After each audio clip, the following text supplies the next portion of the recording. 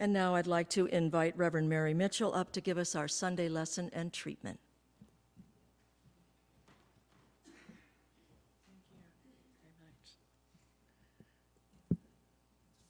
Good morning. Is the sound loud enough? No? Does it sound good? Okay, great. It's kind of hard to tell up here.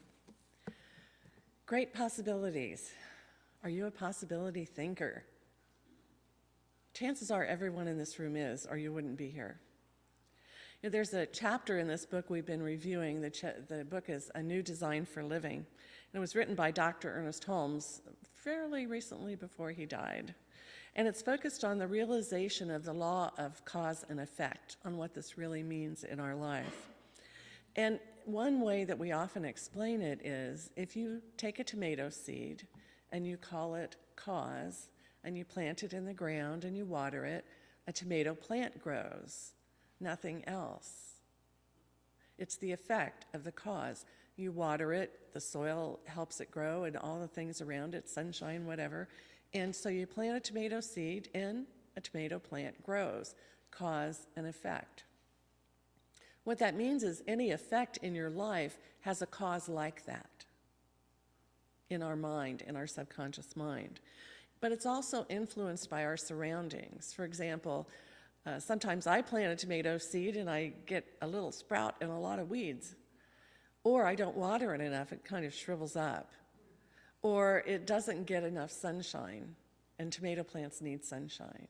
So while I plant the seed, it also depends on everything going on around it as to how beautiful and prolific this plant grows. And so our surroundings are very important. That means what we think about, what shows we watch on TV, what we listen to, who our friends are, all these things also play a big part in how the effects of our lives turn out, on how happy we are, on how prosperous we are. So the law of cause and effect responds to our thoughts. We plant our thoughts, our beliefs in our mind. And the more we focus on them, the deeper they get. Then, we're in our community, and our community may support that thought or not, or we're in a relationship that supports that thought or belief or not. And with the energy we put into that thought, that belief, we say, outpictures, it demonstrates in our life. So when you come to a practitioner or a minister, we want to know, okay, well, you tell me what's going on, and we'll see if we can figure out what that cause is, what seed might have been planted that you didn't even know. You thought you wanted cucumbers, but oops, you planted a tomato seed. So it's interesting how it works, and it's not always directly obvious about that.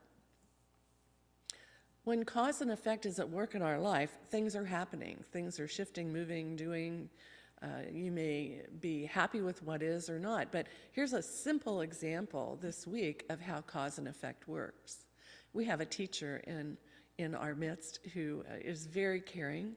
And one of the little students, the grade school students in her class, was coming to school with shoes where the whole toe was worn out because her feet had grown through it. And she was really adamant in her mind, this is not acceptable. And so she talked to the parents and said, I will gladly buy that child some shoes. And they went, of course not. They have pride. And so we were talking about it. She happened by the office and said, I just know there's a way to make this happen, but the parents are just, no, we're not taking any of your offerings. And I thought, well, what if we made a flyer, our Shoes for Souls flyer, and we said, come to Caldwell Park the third Monday and get some shoes. So we changed our flyer and made it for anyone. It wasn't going to the whole world, it was going to this family. And she gave it to the family, and they went, I'll be darned, thank you. We're going to take advantage of that. So see how interesting that flow was. She was adamant there's a way to help this child, but the parents were adamant it wasn't going to be her way. So we came up with a new way, and they went, we can do that. Well, news got around the school about this, and now other people and parents are bringing in shoes that are ending up in our Shoes for Souls program. So it's a wonderful, magical thing, cause and effect. And if we know there's an answer, the power is there to make it happen. What is required to make that flow happen is to get away from victim consciousness. If you know anybody who thinks that they're a victim of outer circumstances, or lower thinking consciousness, like I'm just not unworthy, I'm just not worthy of what I want to happen. Well, there's a great website called greatday.com. If you are feeling a little grumpy someday, go on greatday.com. And it almost sounds like Dr. Raymond Charles Barker. You know, he's just kind of in-your-face minister. Here's the first quote I saw. "You can do better and you know it." Well, that's kind of in your face, but it's really true. If we're kind of wimping around, we can do better. And something in us knows that. Right now is a great opportunity as we enter into summer to put all these great ideas in action, especially if you want to have a garden or you want to spruce up your house or anything, just spring cleaning and enjoying the summer. For us, it's weeding and cleaning out the garage, and that's the best action we can do to make ourselves feel good, like, okay, we're going on vacation, but at least we did some of the hard stuff before we go. Here's another one. Dive headfirst into the richness of the life that awaits you. Live, feel, think, and act on a level that's worthy of the unique, miraculous collection of possibilities that are already in you. Now that's really inspirational. I feel that. Miraculous possibilities await you. The truth is, it's all consciousness.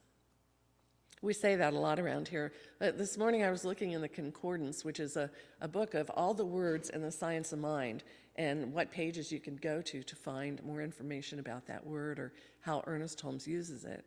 And he has consciousness in that book 173 times. It's that important in our understanding of great possibilities. So consciousness is our mental awareness, like you're listening to me, hopefully, right now. It's your conscious awareness of what's going on around you. We call this our objective mind, and you'll hear that in classes. Our objective mind is our conscious mind. It's objective. It's looking at things and it's judging them. It's looking at the outside world and judging it. It's our conscious mind. So it's conscious awareness where we have choice. This is where we are making our choices every day, not in any other mind, in our conscious mind. Now, we also have what's called the subjective mind, and that's our subconscious mind. It's where all our beliefs go to, and they kind of hang out in the subconscious mind and impact our life. And if we don't know what's in that part of mind, we're often quite surprised. Well, where did this come from? Well, it might have been planted there some time ago, and you just didn't weed it out yet. And so it's showing up in life. Because our subconscious mind is this invisible energy that takes what we believe, plus all the stuff around us, and creates what it thinks we want. It doesn't judge our thoughts. So if we say, I can't find a job that I really like, you betcha, that's it. No job is really what you really like. Nothing comes around that you really like. So it doesn't judge. It just takes whatever the focus is of our subconscious mind and puts energy with it and creates these vibrations, these energetic vibrations that attracts like energy. So it's a very important thing to recognize and to prove it to yourself. I encourage you to prove it this week. Think of something that you really would like to see happen in your life. Focus on it. Give it some energy. Give it some excitement. Give it some thrill like it's already happening. And see what happens. I think you'll be amazed. Last week I was at Mercy Hospital. I've been going there quite a bit lately, and I don't know if you get, like in the summertime, it's really hard to find a good parking space, and there's this big hill, and it's really hot, and I had all these bags, and I thought, okay, Mary, I'm driving to Mercy, and I'm thinking, I got the best parking space. I've just got the best parking space. I know it, because Spirit is supporting me in this work that I'm doing with hospice. So I'm thinking this, and I'm feeling really good, and I pull in, and there's a car in front of me, and you know, there's 5 spaces right by the front door. The first space was open. And I thought, there it is, but there was a car in front of me, and you know, they didn't see that open space. They went right by it. So I got it. And of course, people that were also coming there for the meeting going, how did you do that after they walked up the hill? I said, oh, it's a great day. It's a great day when you just think great possibilities. So that was one example. And you know, they're simple examples, but they're happening everywhere in your life. That's the best part. Dr. Holmes, he was quite a wonderful man, very excited about life. And when he would meet someone new, after little pleasantries, he would say, you know, what I really want to know is, are you happy with the results of your beliefs? I really want to know that. Are you really satisfied with your life? And most people would go, I don't know. We don't often know. And he would say, well, there's something in you that does know. Hey, let's find out. Let's experiment here. Let's see what that is. How exciting is that? This man who was so intuitive, so mystical, so profound in what he put together in this teaching, said to everybody he would meet, are you happy with the results in your life? Because he knew the truth. Cause and effect, we can change cause at any time, and it will change the effect in your life. This evolution of our consciousness, of our current conscious awareness, is always evolving, but two words help explain how it evolves: intention, attention. Intention, what is your intention for the day? My intention at Mercy was to get the best parking space so I didn't have to lug those things, those sacks up the hill. My attention was just on knowing that.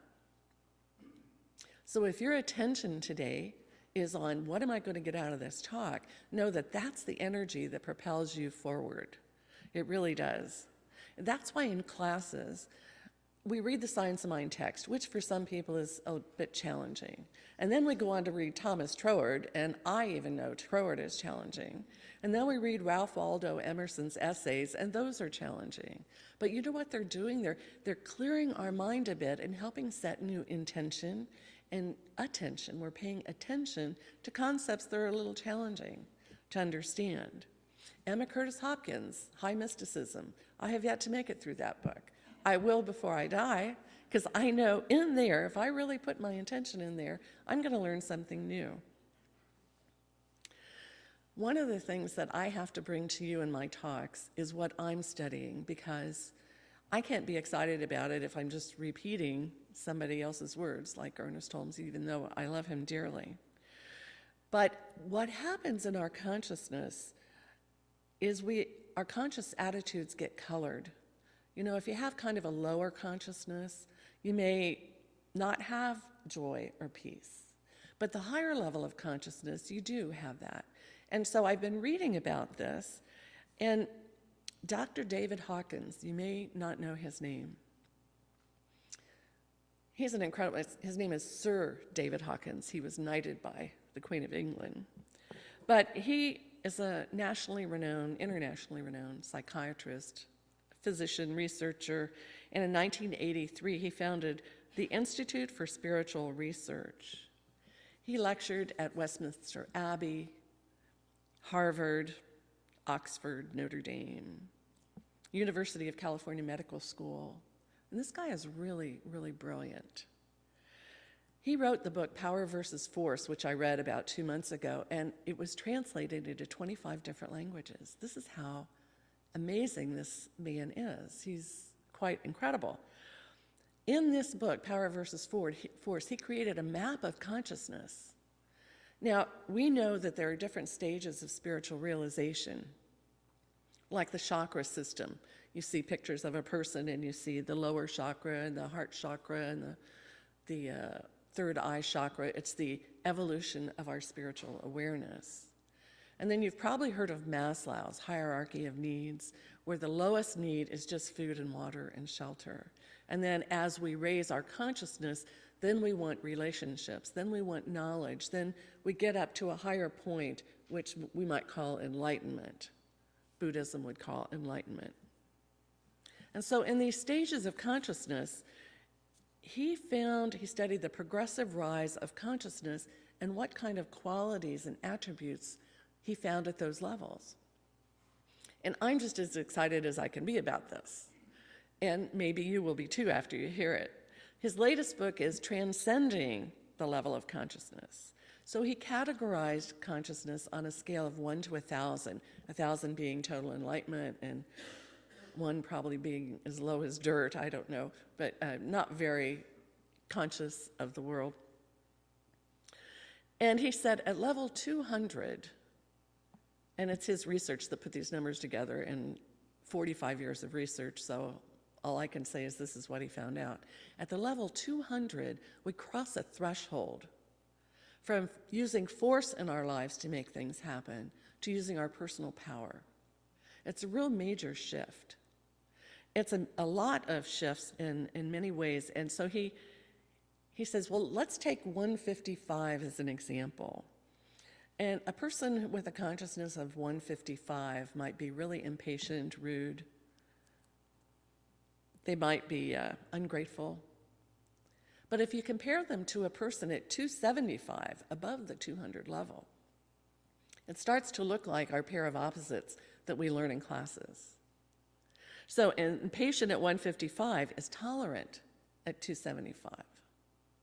A person who's constricted at 155 is expansive, growing at 275.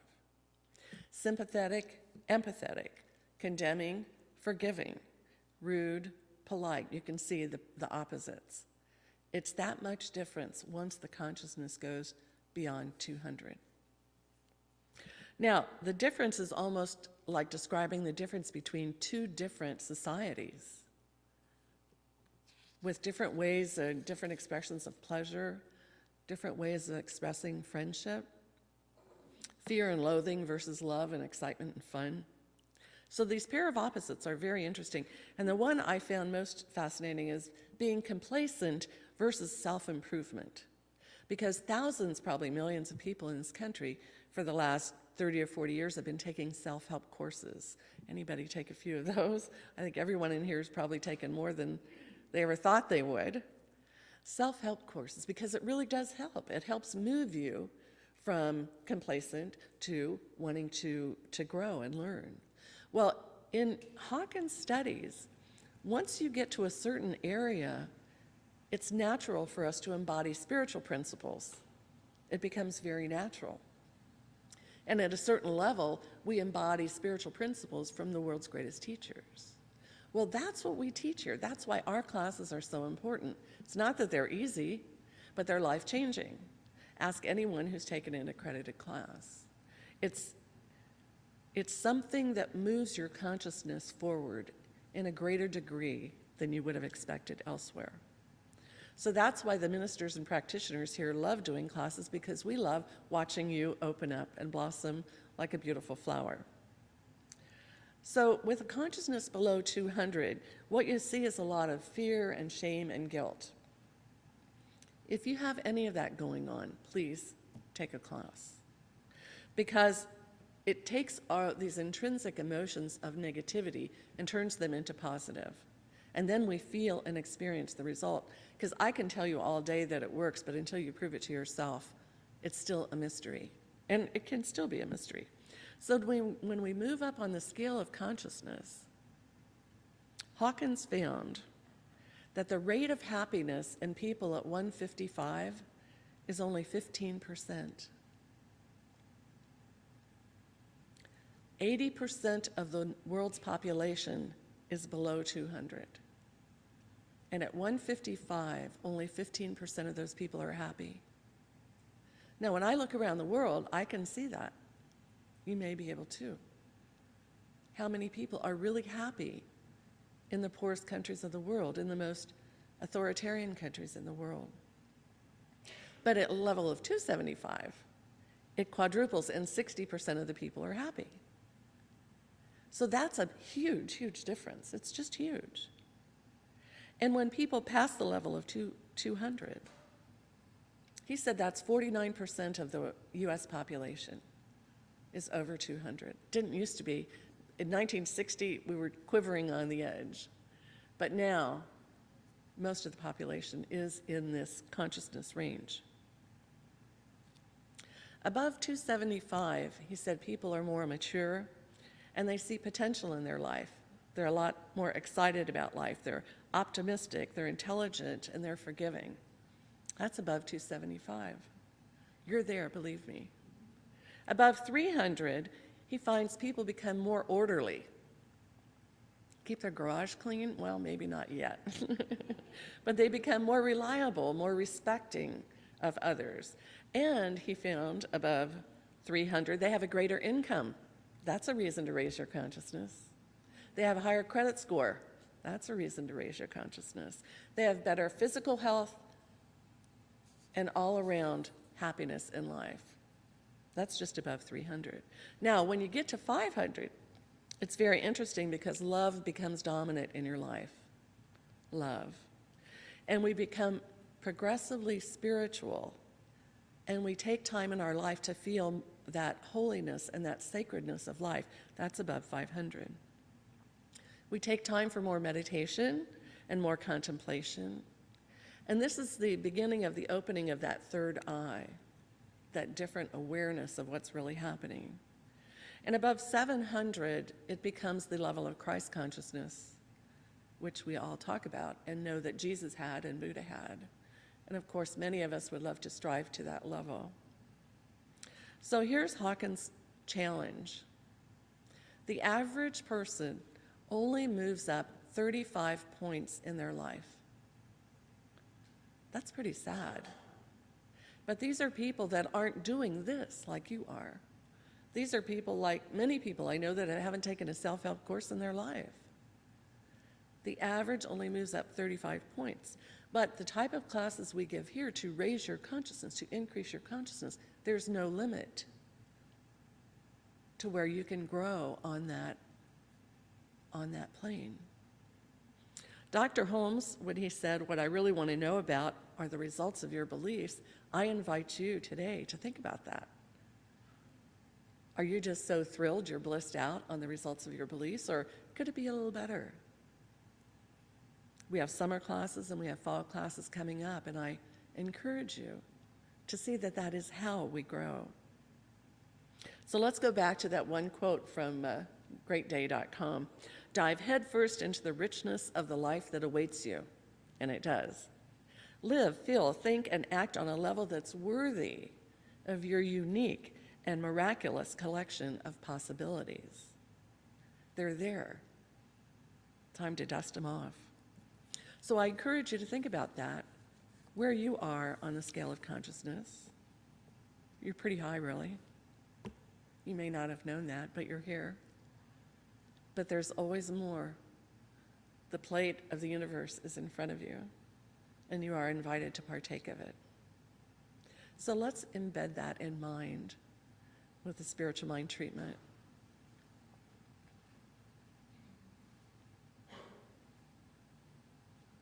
I feel the oneness of the universe in this moment. I feel the oneness of everyone here who has grown so far in their own life to be at a level of consciousness that they see the truth about themselves and each other. That we're all here for the grand opportunity to explore the miraculous possibilities that lay in front of us, to open our hearts to a greater level of love, to bring greater peace to the world, to bring greater joy to everyone around us. These are the gifts of the soul, the gifts of God that lay awaiting our attention and intention. So this morning, my intention is greater growth, greater love, greater happiness, and it's my intention for everyone here. The universe supports us through the law of cause and effect. As I give love, more love is created. As I give my attention, more opportunities show up for me to expand and grow. This is the thrill of life, and I am so grateful for the true realization of what is. I use this law, this energy, this intention and attention for greater good, and the universe says yes. It always says yes. That's the truth, and so it is.